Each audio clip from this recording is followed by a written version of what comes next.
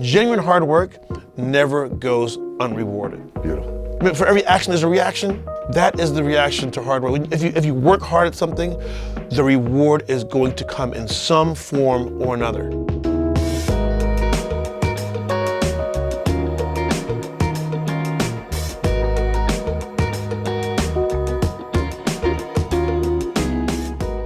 Irie, everything is okay. Everything Irie. It's copacetic. Copacetic.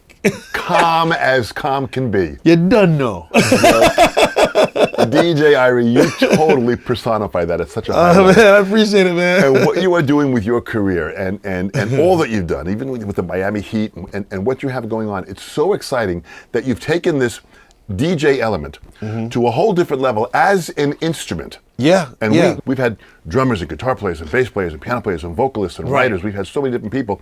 But really, you are now the first of our kind that we have to kind of feature this whole DJ mentality into a level of art that is exactly where you have put it and where you maintain it. Thank you. Thank you so much for joining us here for sure. Man, I'm so happy to be here, dude. Fantastic. I'm happy to be here, man. Tell me where this started for you. I mean, where did just spinning records come into effect? Impressing a girl, of course.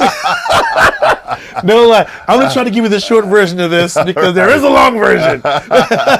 So check this out. This is about my junior year in high school, okay? Here in Miami. I have a crush on this girl, right? I mean, a huge crush. At the time, I'd never DJed before, but I collected records, right? I was a record connoisseur, right? What kind of records? Reggae, hip hop, R&B. As long as I think it was like this: if I heard a song that caught my attention, I would not sleep until I found the record. I had to own it on vinyl, right? So I had this pretty decent, probably about 2,500 pieces of vinyl. Nice. Around this time. How old are you around this time? 17. Okay. Yeah, 16, 17. Yeah. So I have this huge crush on this girl. She's in my class. She actually rides the same bus home as I do, right? And my next door neighbor knows that I have the crush on her, right? So check this out. So I'm home one day, right? We just got home from school. I'm the only one home. I hear ding dong. I go look at the door, and I just turn white. By the way, that's not easy to do. Okay, not easy to do. I turn white. And the people, it's the girl, my neighbor. Oh my gosh. I'm like, what the hell are we doing here? This is the girl. This is the girl. And they know I'm home because in the same bus. I'm like, nobody's home. That wouldn't work, right? So they're like, we know you in there. So I open the door. I'm like, hey guys, what's going on? I'm like, oh hey, we're just hanging out. I would come over and say what's up. I was like, why would you think that? Right? And I had to invite them in, and so I'm falling apart, right? Anyway, my neighbor's like, oh, you know what? I gotta do something for my mom. I'll be right back. I'm like, no, you can't get no. He leaves. It's just me and her, right? And she knows she already knows what's up, right? Yeah. So she's like, oh, show me around. She's in charge. So I'm trying to show her everywhere but my room because I have records everywhere. The last thing I want her to think is I'm some nerdy record collector, right? How do you get out of that? How do you score a day out of that, right? So I show her around. She's like, "Where's your room?"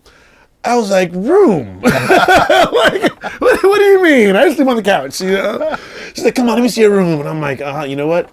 Hail Mary. I show her the room. Open the door. There's records everywhere, right? She walks in the room. She sees all the records. Looks around. Lights up. And she goes, oh my gosh, look at all these records. I didn't know you were a DJ. I love DJs. I was like, obviously, why else would I have records, right? And you know what happened? We hit it off. This was towards the winter break, right around this time of year, right? And she is about to leave. She turns around, she goes, hey, what are you doing for New Year's? I'm like, whatever you doing for New Year's? She goes, oh, so you're off? I'm like, yeah, I'm not doing anything. She goes, great, I'm gonna tell my dad to book you for our New Year's party. Oh my gosh. Book me to do what? Oh my gosh. She goes, DJ. I go, oh yeah, that's what I do. Remember, I'm a DJ, so I have the records, right? And that was my first party. This is baptism by fire at this point. I said, listen, sometimes people are fortunate enough to choose their profession and their career. Other times it chooses you and hits you over the head. Yeah. It hit me over the head, man. I borrowed equipment. I went and did the party. I didn't know anything about mixing. Okay, didn't know anything about scratching, but I knew how to play a song, right? So if you think about it, what happened was everybody was just wasted, okay? Which was, thank you, was a big help to you, Johnny right? Walker, Jose Cuervo, my co-DJs. They were awesome that night because you know what happened? Do you remember Casey Kasem's Top 40? Sure, totally. Imagine Casey Kasem's Top 40 in party format. Oh, is that interesting? Because I would just play the song. Yeah. I wasn't shy. So I got on the mic and be like, oh, that was a good one. Hey, party people, how about another one? Because I got one for you. Oh, is that great? The next one. Is that great? You can't call that DJing, but I got mine. Oh, my gosh. So, well, Casey Kasem, to a certain degree, was an announcer of songs. So what I was doing, I was announcing songs and playing them.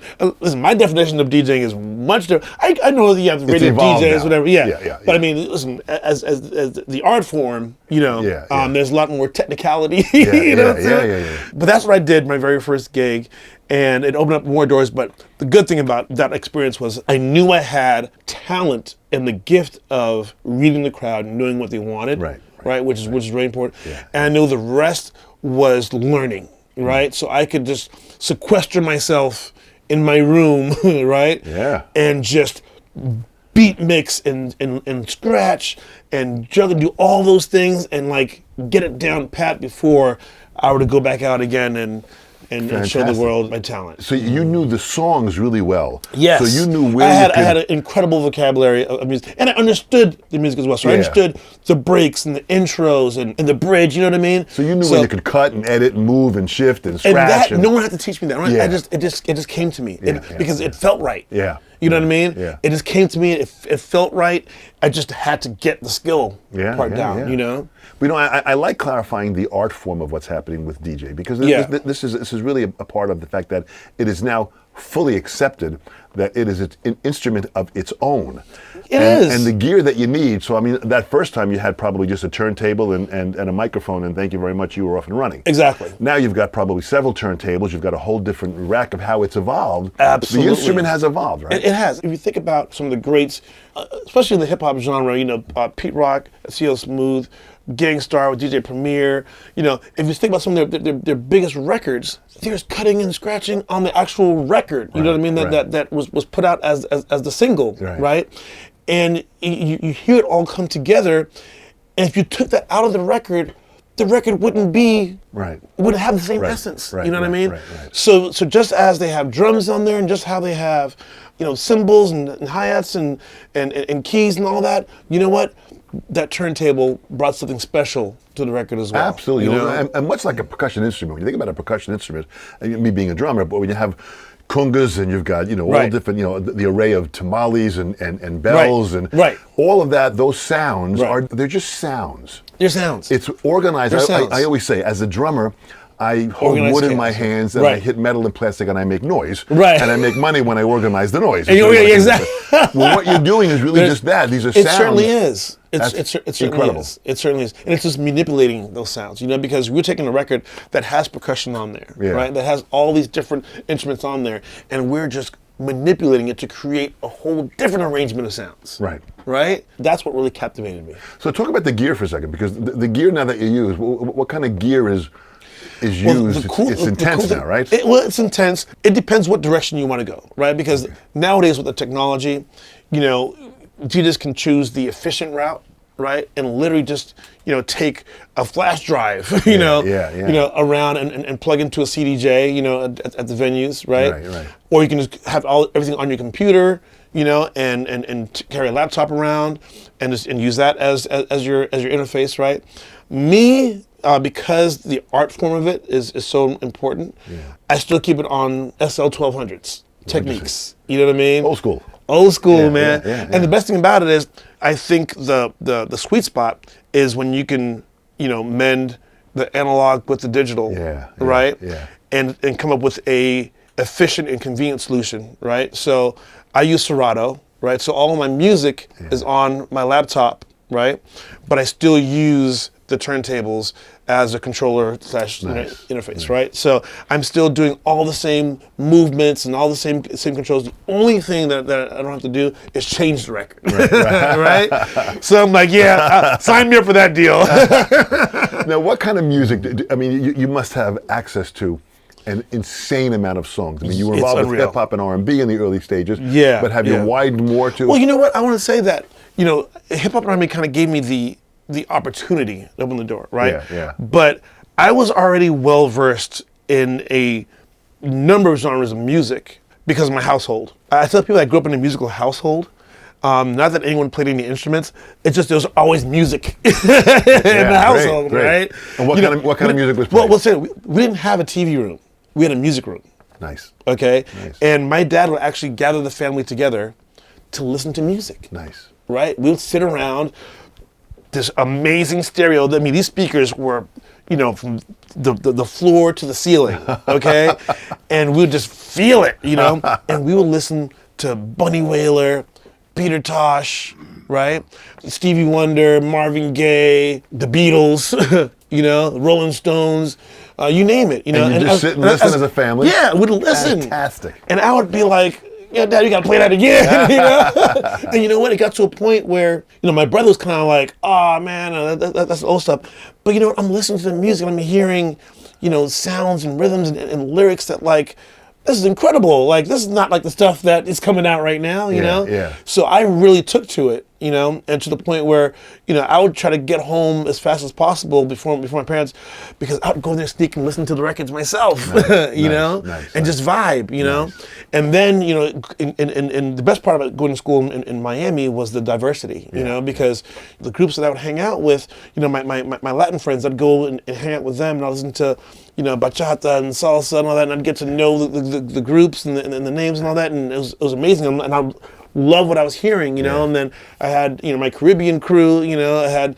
my European crew, I had my rocker crew, I hang with everybody, and I'd pick up, on all this great music, so by the time I had this opportunity to actually, perform and DJ, I wanted to express all of that. Yeah, you were ready. Oh, I was ready. The vocabulary on the top, How did some of the jobs come in? How did that build up where you started?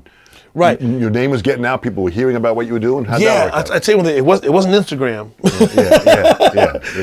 It wasn't Twitter. Yeah. Back then, it wasn't even the phone book. I mean, back then, networking was everything, right?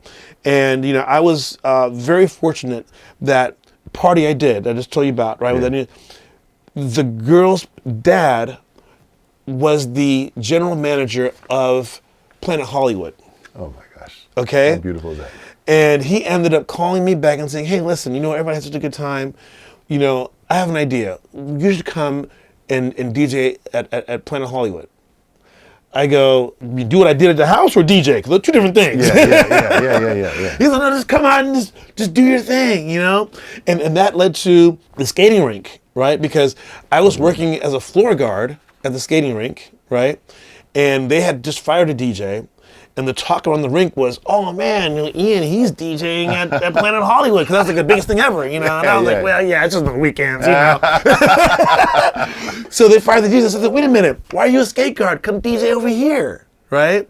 And then boom, and then from there, I started meeting some party promoters, right? And they're like, oh, well, come do this club, Incredible. And there, I get into college, I started doing fraternity parties, But, every single opportunity, I looked at it as not just, okay, I get to play some music and entertain folks, but you know what? I'm going to meet somebody. I make it a point to meet at least one person, if not more, that I can create some sort of symbiotic, relationship with, that not only, because I believe relationships should be beneficial on both ends. Well, it's as you say that, because that's a really high-level business skill. Yeah. So where do you think you got that from? Because that's a whole nother I study. agree. And it got to a point where I was doing it just for fun, right? I was having a good time.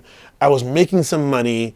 I got to put some rims on my car, right? Yeah. I'm living at home. I don't really have bills and expenses, right? Yeah. And that's all it was, until it got to that point where, wow, you know what? I'm at a crossroads here, because I studied mass communications in school and university, right? And here I am, actually making some okay money for my age, right? Doing these parties, and I don't even think twice about it, in terms of what's the next step and how am I going to grow this? I didn't take any kind of, business lens to it, you know? Nice. And I said to myself, you know what? I would be remiss and I'd probably hate myself if I didn't at least try. Yeah. And say, okay, you know what if I really approach this Good for you. as a business, approach this like any other business, you know what I mean, and market it and invest in myself and do all the things that any other fledgling business would do, you know? And I said, you know what, if I bet on anything, it's gonna be myself, right? But how beautiful that is. Isn't it? You believed in yourself, you believed in your talent, you knew you had this sure did. This inner instinct of what was going down. It was natural, it felt good. Don't get me wrong, not that it didn't take effort. Right. But when I'm on the set and I'm doing my thing, it's like, boom, boom, boom. This song, right? Boom, boom, boom. Bring this one back. Now's the time.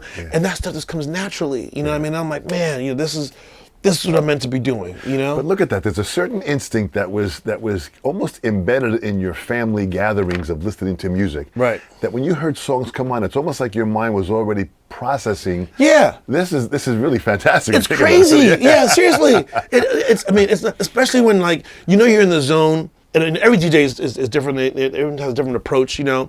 With my approach, I don't do sets, right? I treat every event as a brand new opportunity to create. Nice. Right? Nice.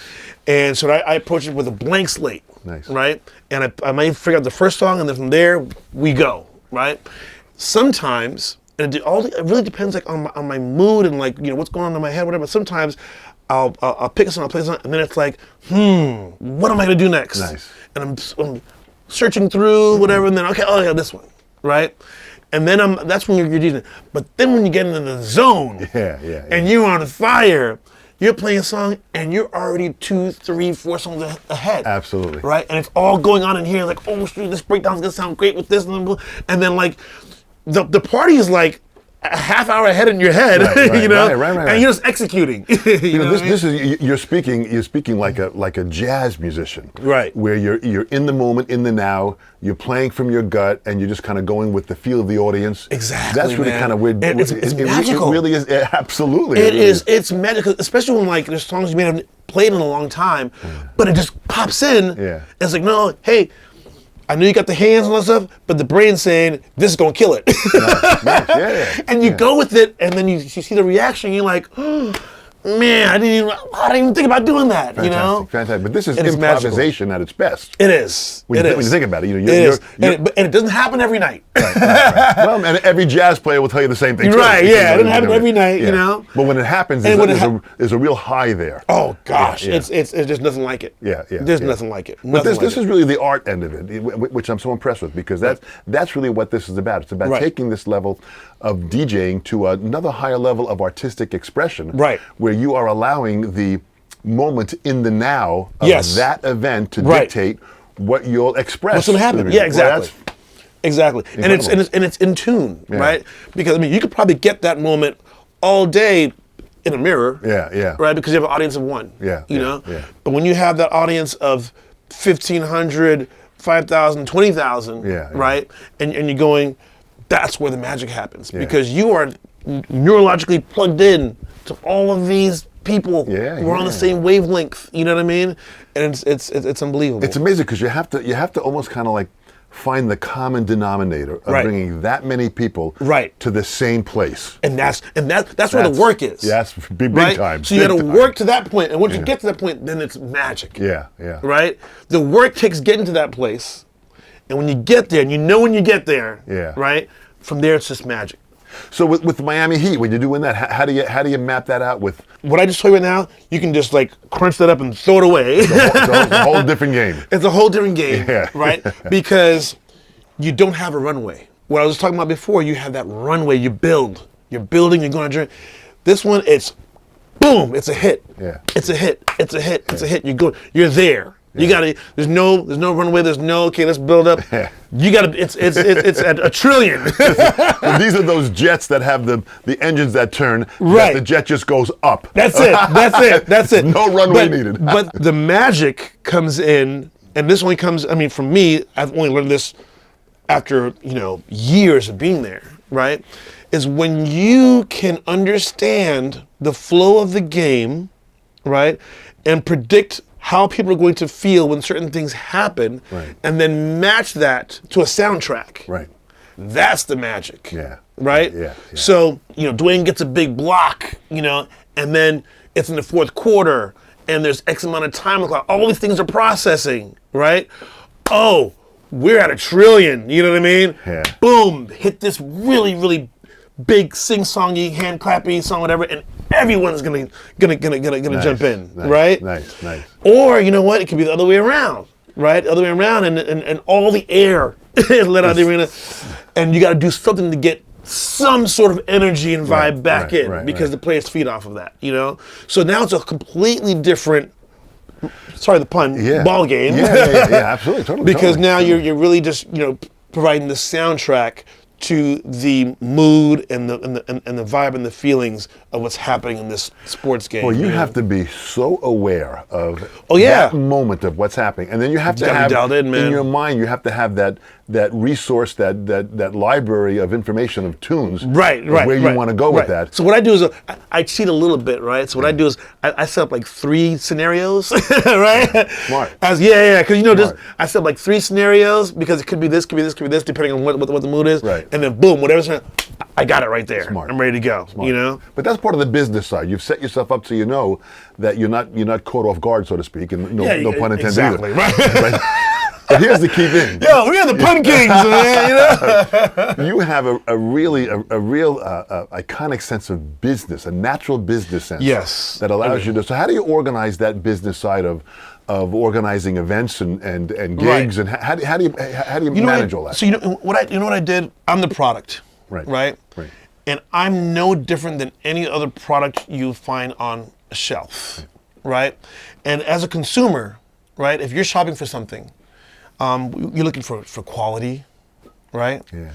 You're looking for, all the different touch points that would make you want to say, okay, I'm going to make this purchase.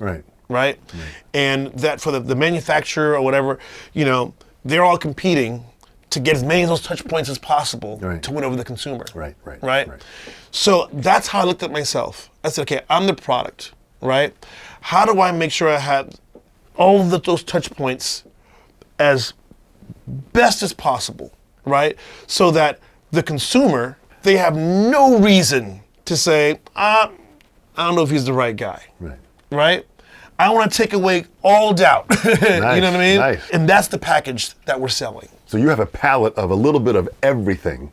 Absolutely. That you're offering that can be almost like a chameleon. You can adapt for any individual gig or event. So musically, that's what we're Beautiful. offering. And then what I said to myself is, you know what?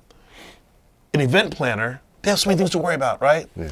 I mean, they have the catering and they have the venue, have all these different things. I want to be that guy. If if you book this guy, put it out your mind. Nice.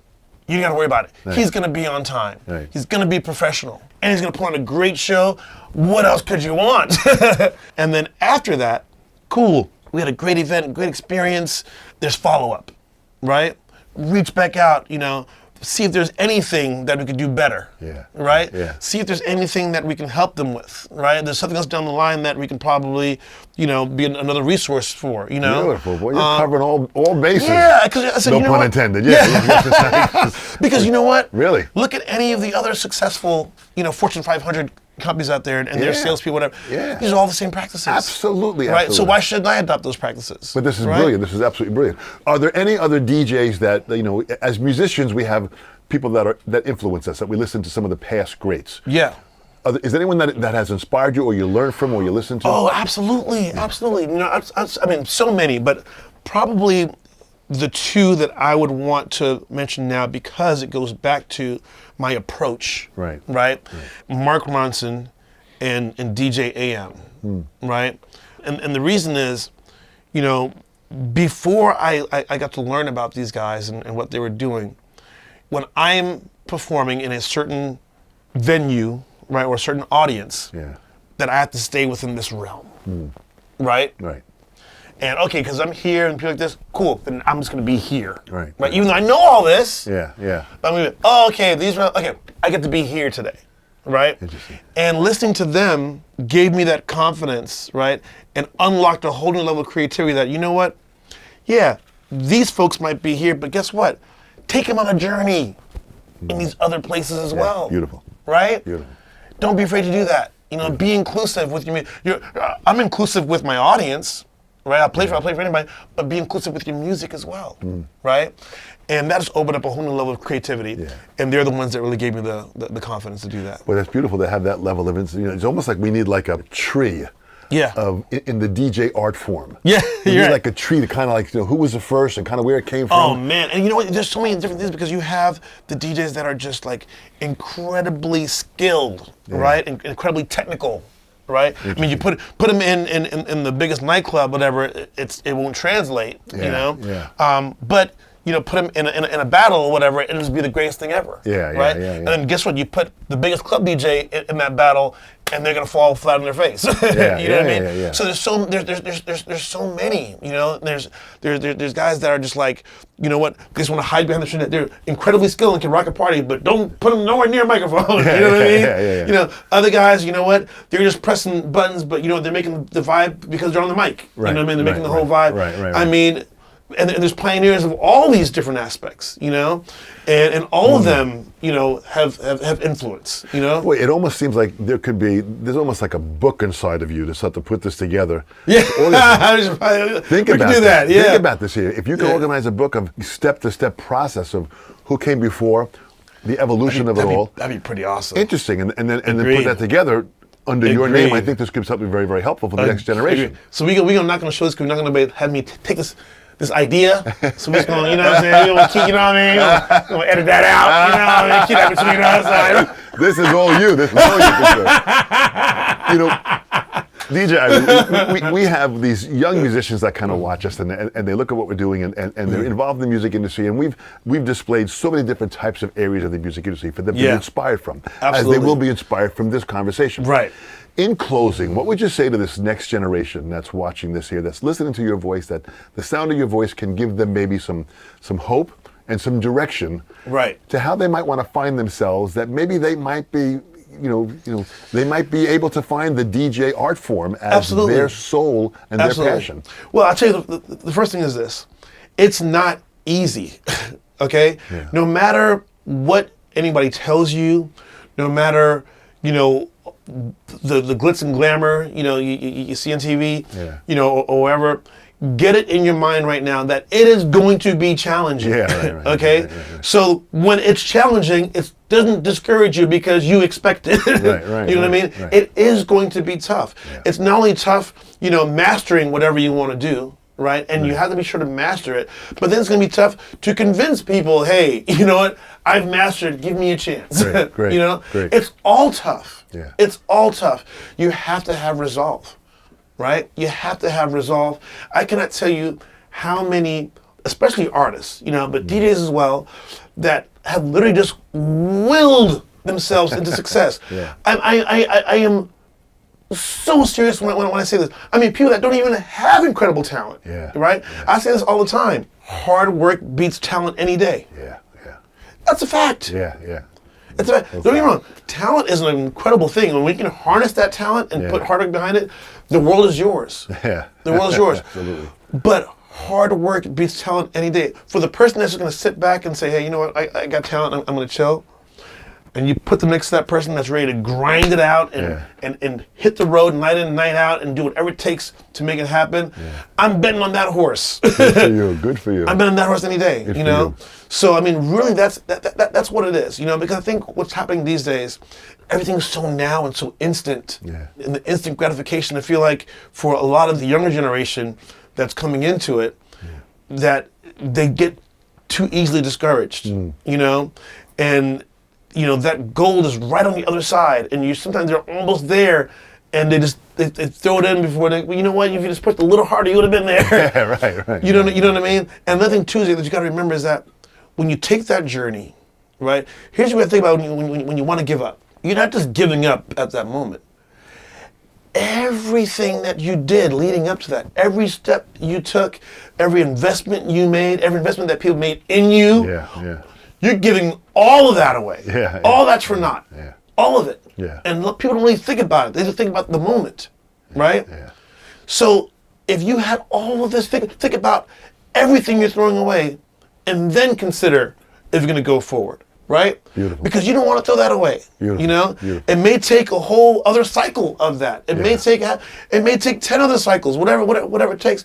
But if you stay steadfast and you keep your resolve, and you're doing it because this is what you know you were born to do, and this is your passion, and you would trade it for anything in the world, then you got it. Boy, fantastic. Absolutely fantastic. You know, the quote, the harder you work, the luckier you get. Right. Yeah. Really is what you exemplify. Yeah. You really show that carefully. And I always say something, I said, you know, hard work, true hard work, and genuine hard work never goes unrewarded. Beautiful. I mean, for every action, there's a reaction. Yeah. That is the reaction to hard work. If you work hard at something, the reward is going to come in some form or another. Nice. So that's physics. That's Isaac Newton's third law. Man. Well, very good. Well said. Irie's law. Well, I tell you something. You don't need a runway. You're on a freaking rocket launcher. You're going straight up in what you're doing. Thank you so much. Oh, man, this is awesome, DJ man. Irie, you've done great, man. Thank you so much. I enjoyed the session. What a pleasure. Man. I appreciate it, man. Thank you, brother. Dom Famularo here, the Sessions panel. This is so exciting. Thanks for watching. Thanks for subscribing. Click the subscribe button to be a part of what we're doing. The views help us tremendously. All of your comments, we read them and react to them. This is incredible. The support you're giving us is great. The Sessions panel. We'll see you real soon.